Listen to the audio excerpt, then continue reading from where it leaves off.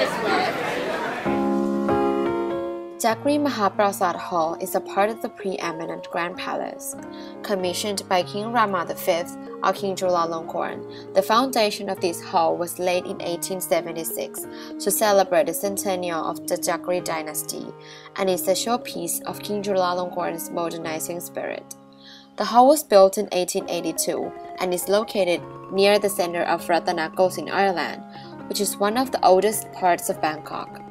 The Jagri Mahaprasad Hall was built by British architecture John Clunish, which reflects the heavy influence of European aspects. The bottom part of the hall is heavily influenced by Italian Renaissance architecture, but the roof is a representation of Thai architecture. This fusion between two cultures is what makes this hall so unique. As you can see, we are now in Jagri Mahaprasad Hall, right behind us. This is the largest building of all the Grand Palace buildings, and you see a peculiar blend of Italian Renaissance and Thai architecture in this building behind you. Wow, there is nothing like asking for. Why the influence of the Italian Renaissance? Wow, that's a really good question. Now, this takes us back to Thai history. In the early 1900s, Siam was threatened by Western expansionism, and King Chulalongkorn was the king at this time, and he managed to save Siam from all this expansionism. He tried to give the impression of being a modern country, and he wanted to cooperate and learn from the West. So therefore, he often visited Europe and was influenced by the stunning Renaissance architecture seen throughout Europe. He brought these ideas back to Siam, and it was exemplified in this hall. All of this thing is interesting, but why the roof is so weird? I was wondering the same thing. The look is like a mix of European and Thai. That's right, Ping Ping. Although this was designed by a European architect, it was decided that this building should reflect more of Thai culture and history. The domed-like cathedral roof was replaced by an elaborate, pointy Thai-style roof. The Thai style is symbolically important as it represents how the Thais are in charge of this country, not the Europeans. This is because the Thais are very proud that they are the only Asian country not to be colonized by Western expansionism. In addition to the roof, there are also friezes that are evident on the hall. A frieze is a wide central section part of the building and is decorated with relief figures. The friezes are influenced from the Greek and Roman styles. On the Jagri Mahaprasad Hall, there are friezes of ancient Buddhist and Hindu legends. These legends are symbolic of Thai belief and culture in ancient days.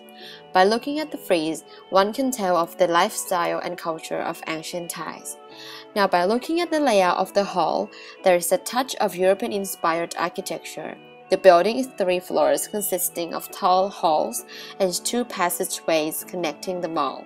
The layout is influenced from European architecture and European palace layouts. This column reminds me so much of the Greek architecture. Yes, indeed, they are feet of the Greek architectures.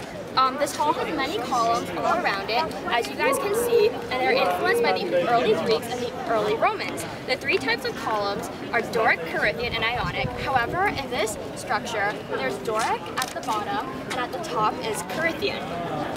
In addition to the columns, you see the arch. You see there's 3 different arches there, and there's arches all at the top, and they are also from the European architecture. As the day ended on the second day, we are all very tired and went back to the hotel.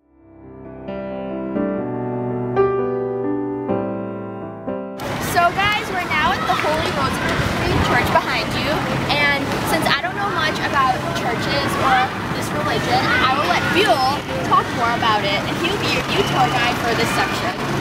Buell! Now, Buell, all yours.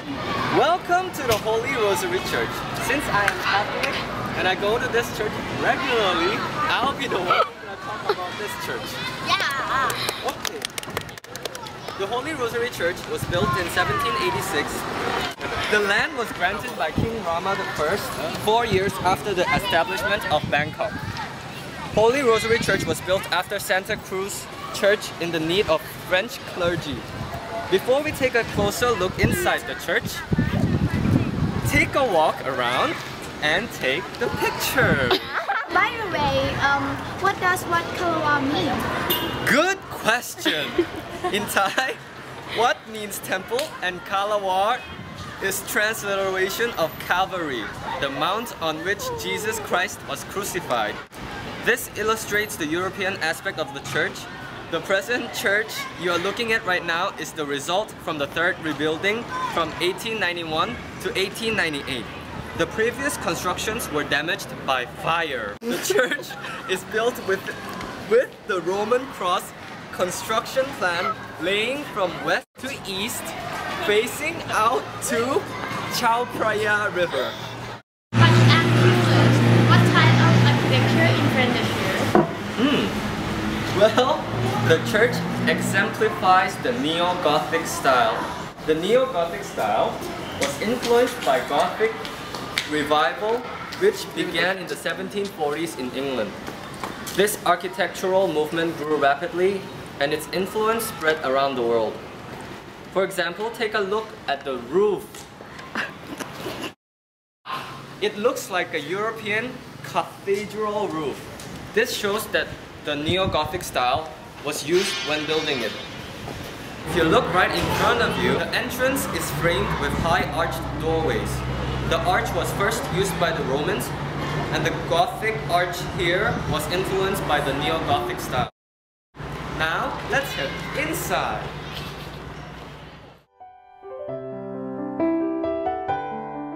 The Holy Rosary Church is on the bank of Chao Phraya River, and it was built by the Portuguese traders. The Portuguese made their first appearance in Thailand in 1550s and was the first country to introduce Christianity in Thailand. There were several attempts by the Portuguese to spread Christianity, but it was stopped by the pagans.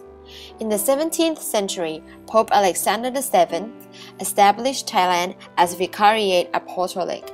It was then when the missionaries entered Thailand to spread Christianity. Nowadays in Thailand, 0.45% of the population is Protestant. Not only did the Portuguese spread their religion, they also had influence on the architecture.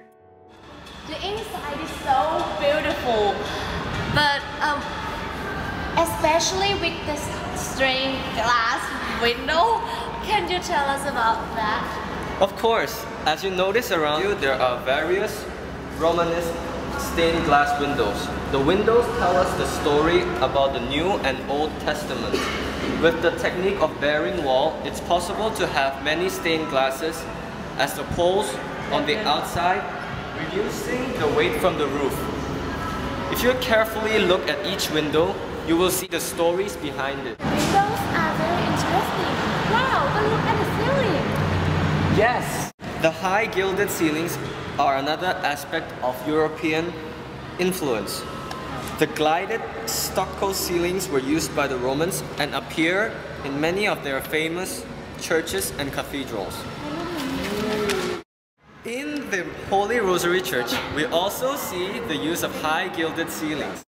Now that I am done explaining, let's go back to your tour guide. Well, thank you so much, Bill, for showing us around this wonderful church. Now that we're done here, you guys can enjoy the view of this wonderful school that faces the Chao Phraya River. I'm glad I had the chance to show you guys around the church. I hope you guys saw how the European architecture predominantly influenced Thai architecture. Nowadays, the European influence is still evident all over Thailand. Local architects enthusiastically embrace the concepts of European architecture and integrate them with traditional Thai styles. Many modern buildings seem to resemble those in any large city of the world. The famous ancient feature of the arch and the column have been predominant in any major city. However, the fusion between Thai and European architecture makes it one of a kind. Like the Romans, the Thais took parts and aspects of early European architecture and improved it to make it truly unique. Thai architecture has been revolutionized, but aspects of traditional Thai architecture is still apparent as it represents the dynamic Thai culture and history.